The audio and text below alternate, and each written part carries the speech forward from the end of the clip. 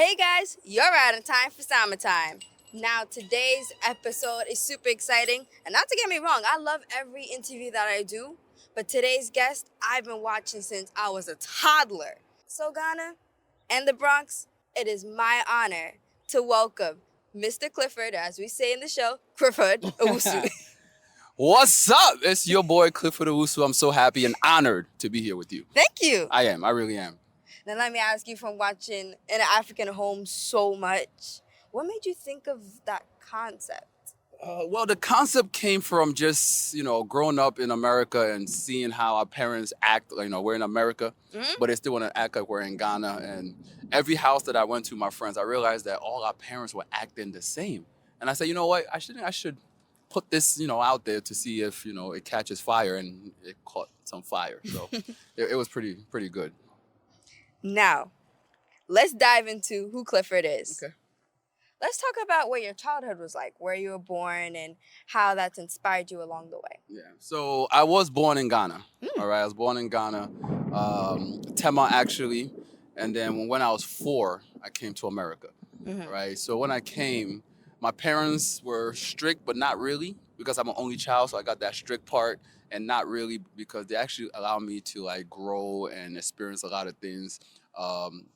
Grew up all in the church, right? And also went to Catholic school my whole life. That's why if you watch my stuff, I'm always dressed up, and a lot of things is based on church, school, and all of that stuff. So that's actually what influenced me to a lot of my materials based on school, church, and keeping it clean, because I appreciate the fact that all generations can watch it, from the youngest, like you say, from being a toddler, which I think is amazing, to your grandparents watching it. So that's my biggest influence, yeah. Yeah, because when I watch the episodes, basically every single episode, Kojoku is always singing praises to That's God. right. And what's the song?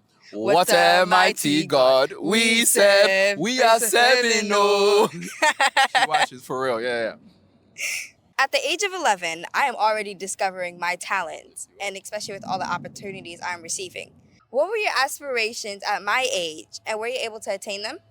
It's actually funny. That's a great question. So when I was your age, I wanted to be a lot of things. I wanted to be a basketball player. Yeah? Yeah.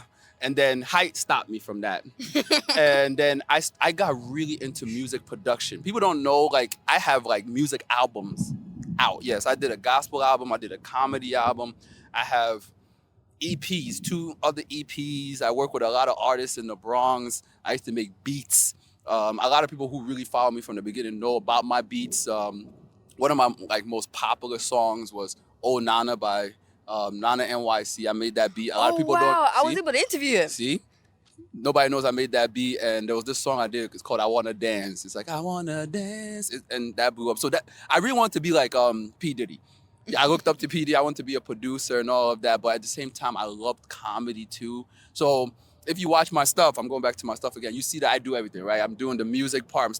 Most of the songs you hear, I made the beat for it. Oh, wow. Wrote the lyrics for it.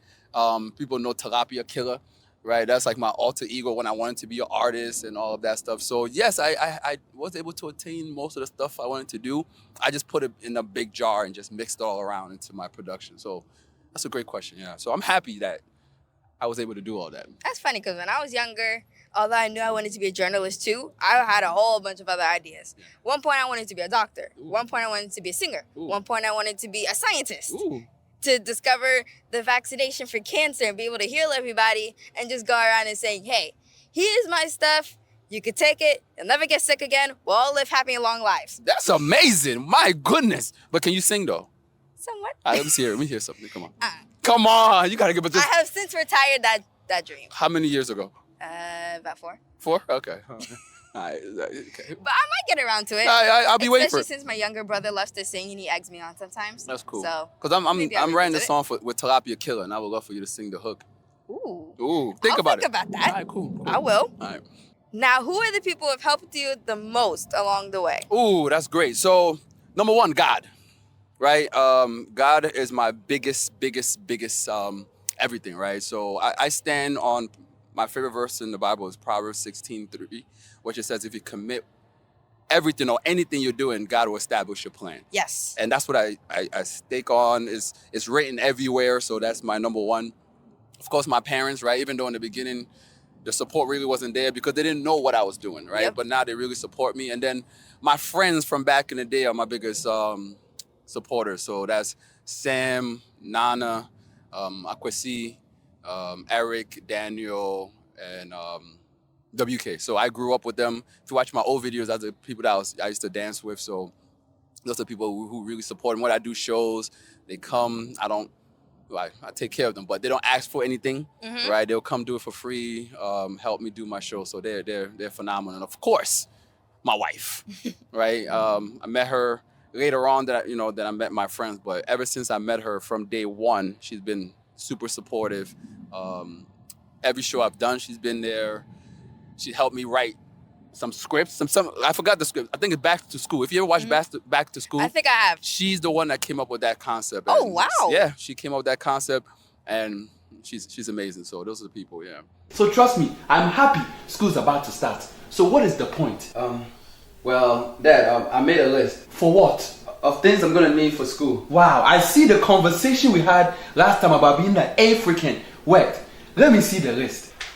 So, from those people, is that how you get your ideas for your characters, such as Mama Shem and Jamal? So my friends, my circle, none of them are like Jamal. Jamal is actually, I can't say a name because then he'll be like, man, you owe me some royalty. But if somebody that when I was growing up with, he was actually used to rap. But my parents always used to tell me to stay away from this kid because he was a Ghanaian that came to America but assimilated very quickly, right? He didn't want to be associated with being Ghanaian. He acted like he wasn't and all of that stuff. He became like the cool kid in school. Jamal's in the house. Your uncle, Mr. O. Thank you for your hospitality. Your Cliff, where you at? Jamal, I'm in here.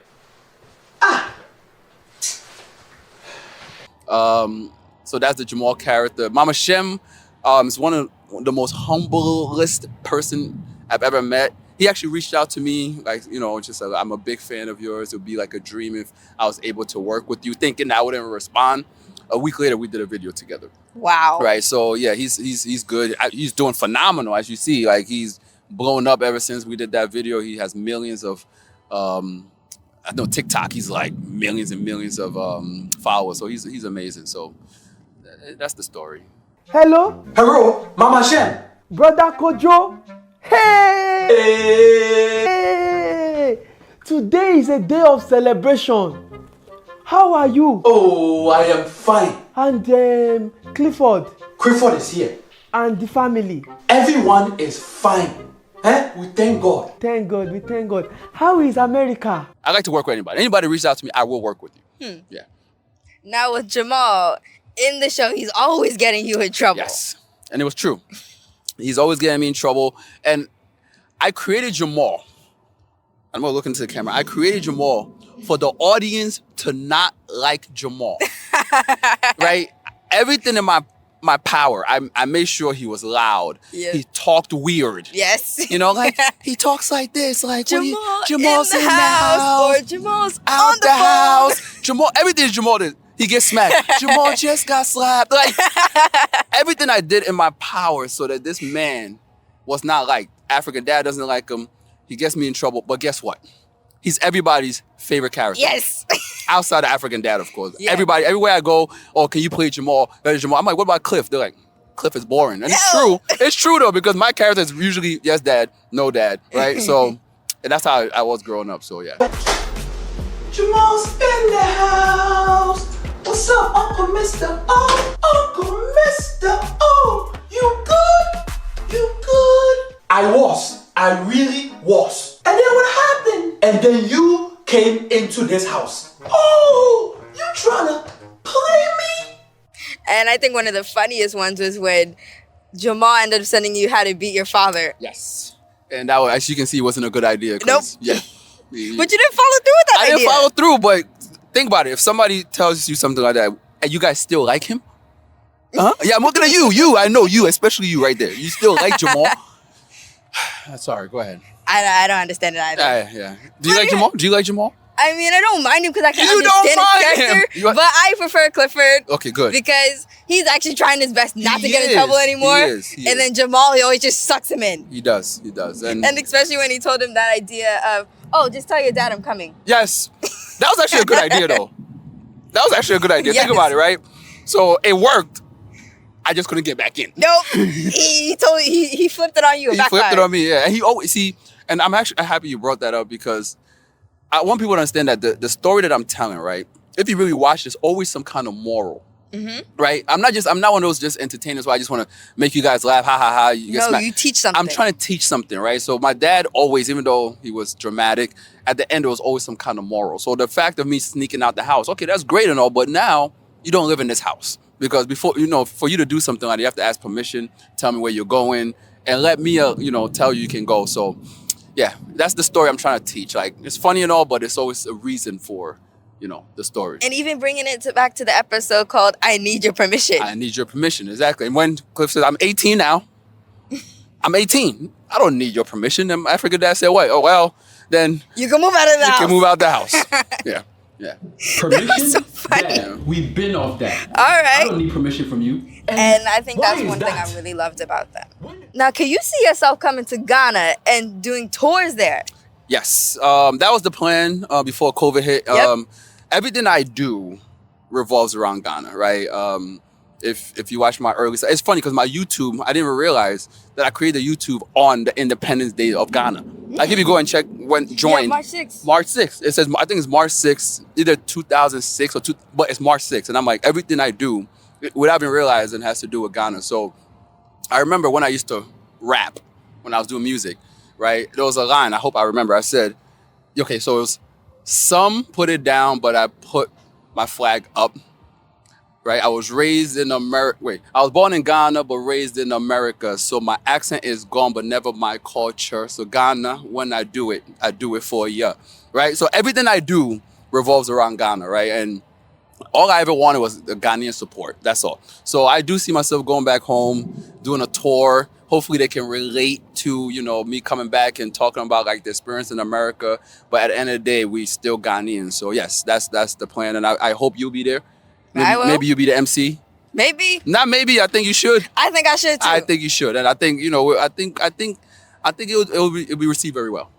Now bringing it back to Ghana. Yes. In one of the episodes, Coach Oku was trying to build a house in Ghana. How did that turn out? So right now, the house still is it's still on stilts.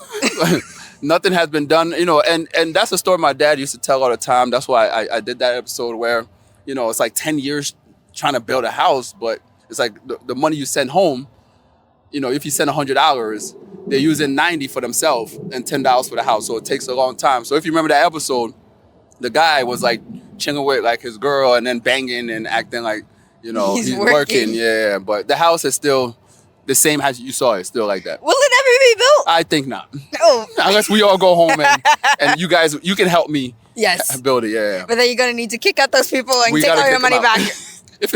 No, we're getting our money back.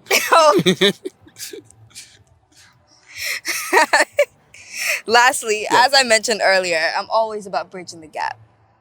Now, can you say a word of encouragement in Tree and translate it in English? Ooh, word of encouragement in Tree.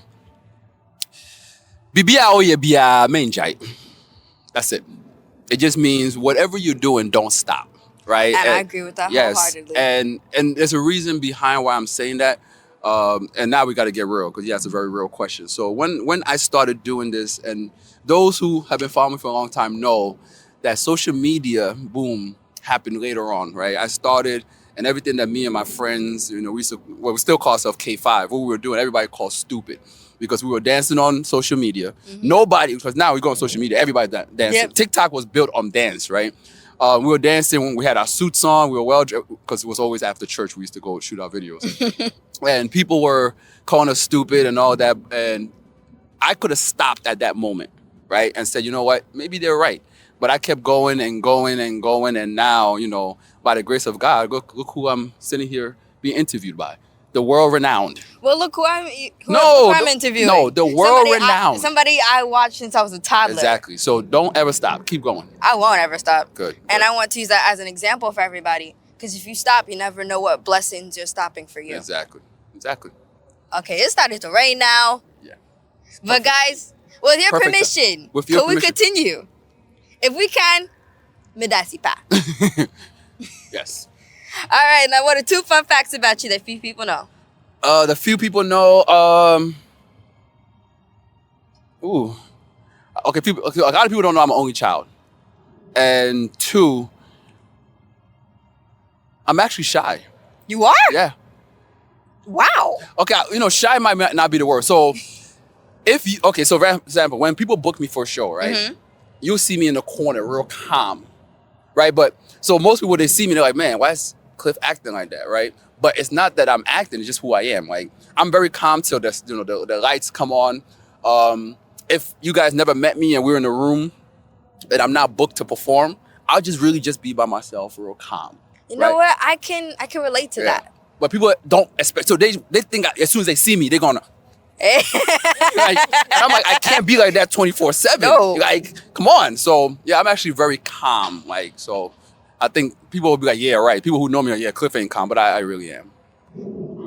Well, for me, some of the people that are closest to me know me as the Samara that likes to go sit in the corner and read a book, stay stuck in that book, go draw some dresses, design, and all that stuff. Wow, you're very talented.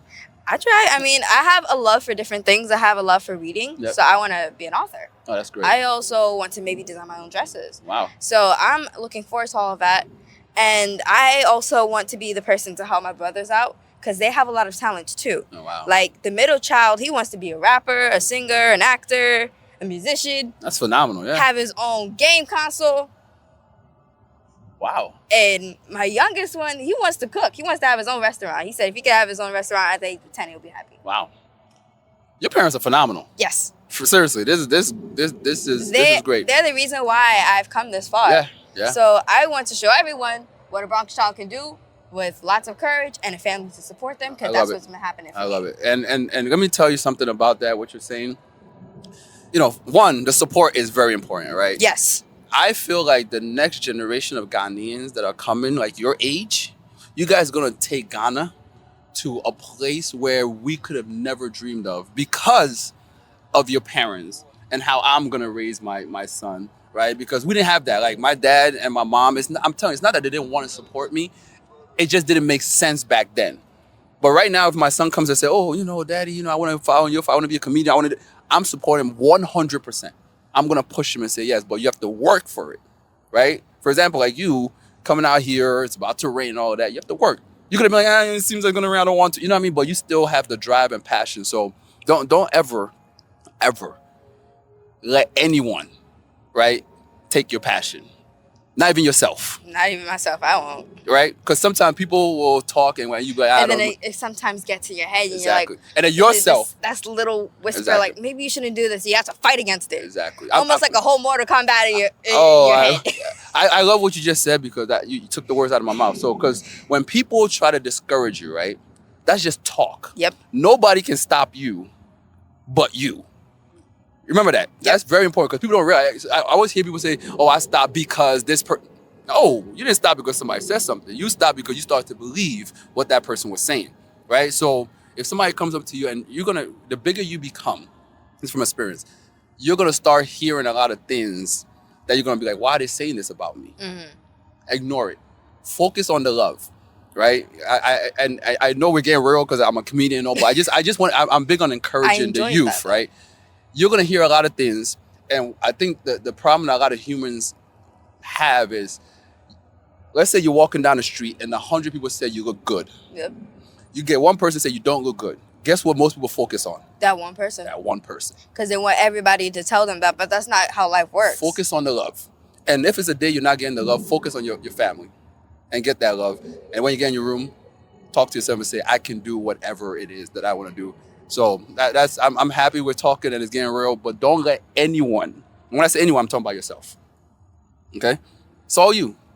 Because I'm sitting here with you. Yep. Right? And I'm gonna support you. I'm gonna encourage you. You can always reach out to me. I can give you mistakes I've made, contract that I signed that wasn't good. But I'm here for you. But I see a lot of not even potential. I see a lot of grace right, in you. I see a lot of joy when you talk. When I saw you, I see the excitement in your eyes. And don't lose it. You're gonna get to a point where I'm gonna be sitting in the front row, like, man, she interviewed me, guys. Like you understand? Like, so keep it going, all right. And I think that that's what a lot of children need to see, because sometimes children, they have these dreams and they're ready to pursue it. But if sometimes they don't get the people that can help them along, they start to dim down their light. They're like, oh, maybe I have to wait until I turn to like 20 years old, 30 years old, where I can achieve my dreams. Yep. No. You can achieve your dreams when I was the age I decided I wanted to become a journalist. Right now. Like, if you're 3 years old and you want to become, let's say, an author, you go do it. You can do it. I believe in you. That's coming from a person that wanted to become a journalist since I was 6 years old. I love it. You can do it. I love it. She's a motivational speaker too, guys. Like, this is a motivational. This is the people you should be. That person, not people. This is the person you should be booking for your events right here. Hey, you too. You. Let's focus on you. This is the person. Like, do you understand? Remember, she's 11 years old, and she's inspiring me today. Thank you. Think about this. Like you've said stuff that now I'm like, man, you know what? I need to do more, because you being a toddler watching me, right? And watching me and say, man, I would love to interview this person. Now, we're interviewing. To you, that's like, hey, that's a check. Wow, I interviewed Cliff. I have a lot of things that I need to check off that I'm starting to procrastinate on. And you've inspired me to say, you know what? Let me go full throttle. So thank you. You're welcome. Thank you. And sometimes I look at it as, if you keep on speaking it out, it will happen. And I think another reason why I'm able to do all of this is not just because I believe in myself, but also my parents believe in me. If there's a person in your life that believes in you, focus on that person. Yep. And say, okay, this is my source of inspiration. Yep. This is how I can become who I am. Yep. Because if it wasn't for them, I wouldn't be here today. Because there's times, you can ask them, there's times where I feel like that I'm so tired, I cannot move my legs. I cannot move my hands. Yeah. You see, I'm holding this microphone so confidently. There's times I'm like, oh, God. Yeah. Can I even do this? Yeah. You're doing it. And my parents are like, no, Samara, you can. We've seen it. Yep. I believe in you. Yep. My brothers and my grandmother, too. And I'm always going to forever say that, because they all built me, and all the people along the way that I've been able to interview. Yep. And it doesn't matter how big or small you are. You could be the little person today in the next biggest thing tomorrow. Yes. Or even in the next hour. Yeah. And guys, I believe in that. Book. So I'm talking about, like, book her. Can you imagine her in front of an audience? Who wouldn't be inspired? Listen, when you get older and you talk, people don't really listen to you much, right? Trust me. Like, think about it. Sometimes your parents say something, but your friend might say it. A friend your age might say it. You might kind of consider it, right? Because it's a child. Right? It's very hard to refuse a child. Listen, please, book her. Let her inspire people.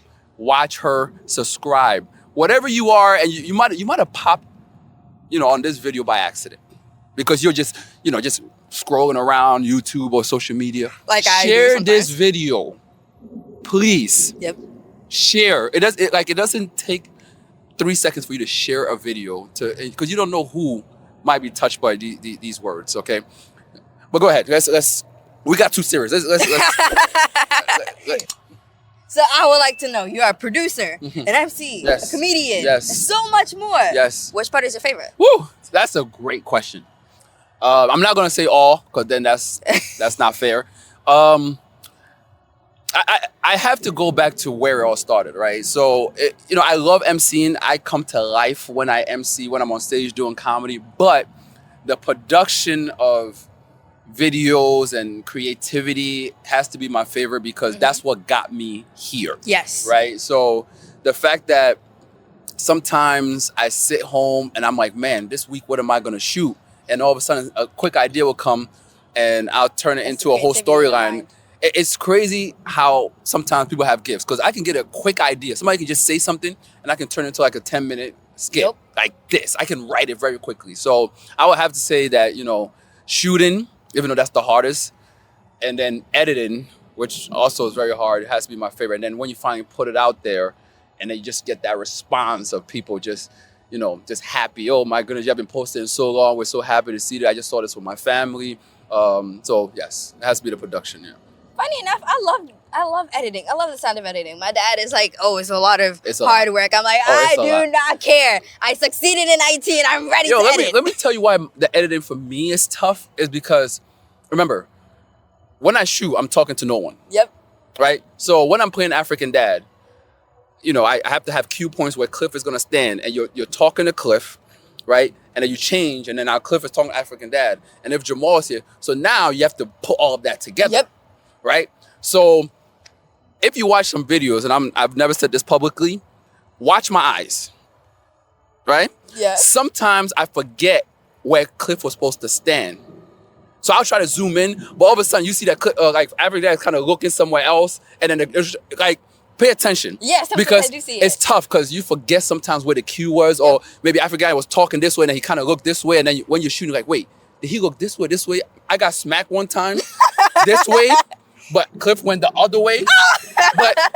But you, because you're not really paying attention, you might not catch it. Or sometimes you may think, oh, the force is so hard, it slapped the other way. Yeah, right. So it's one of those things where it's tough because you're trying to piece something together that nobody was there, right? It's like right now, like trying to edit something like this is cool because it's like one perspective. Yep. That's what I'm telling. Editing sometimes I could leave it there for a couple of days before I touch it, but it's still fun. It's still fun when you put it together. Yeah. Okay, guys, it's really raining right now, but we're still gonna have. We're here. We're here. Where's no umbrella? But we're here. I don't care. Let's get wet, man. It's a one-time opportunity. So. Yep. So let me ask. No, for me, not for you. I'm very excited. It's for me too. Nah. It's for me too. Don't Me. get it twisted. It's for me too. Yeah. Now, you playing Coach Oku, playing Clifford as yourself, and playing Jamal. How are you able to get into character to all these? Because those are 3 different personalities. Correct. Funny enough, Cliff is the hardest to play. What? Right? That doesn't make sense. No. When I'm playing African Dad, I can do a shoot in one take. When I do Jamal, one take. For some reason, when I'm playing myself, I don't know what it is. All I have to say sometimes like, yes, Dad. And I'm like, why can't I play? I don't know what it is about myself, but I think because I'm playing myself, I'm not getting into character. You know what I mean? Like, as soon as I turn to like African Dad, it's like, okay, so Clifford, where do you want to go and who do you want to go with? Are there gonna be girls? Tell me, is there gonna be girls? Hey, no. Right, so it's like I felt like I jumped into something, right? But when you're playing yourself, I think my mind is playing with me like it's you didn't, so Cliff is hard, African Dad is easy, Jamal is extremely easy because he's so outside of who I am. Yes. That I love everything about just, the bounce. You know what I mean? Like, because that's not who I am. So whenever I play that character, I feel good because it's like, I can never be that person, right? So let me ask you, how does your parents feel when you play Jamal? Oh, they hate him. And that's why I'm shocked that people love this guy because he got me arrested. Oh, yeah. Yeah, he got me arrested and people still like this guy. So, yeah. We are getting showers of blessing. This is phenomenal. Yes. I just want to mess up equipment, that's all. But we good. He's got you shouted at, slapped, magic slipper. Magic slipper, and which is for real. Yeah. The magic slipper is real. Your parents have the gift. You just don't know yet. I think the funniest part was when your daddy had enough of the big guy trying to fight you. Yes, and so he did the magic slipper. Yep. Knocked just out. like a simple flick. Yep. I think we might have to wrap this up. Yeah, we might have to wrap this up. Guys, this is so much fun. I'm sorry. It's getting really wet out here. Oh my gosh, it just hit my eye. And the equipment going to get messed up.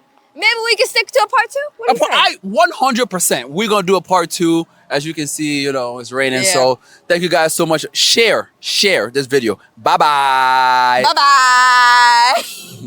You know what we should put on here? On the back? What a mighty God we serve.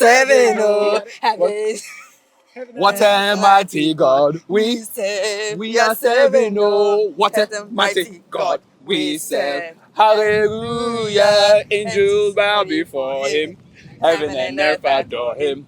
What a mighty God we serve. Hey! Oh, that was great.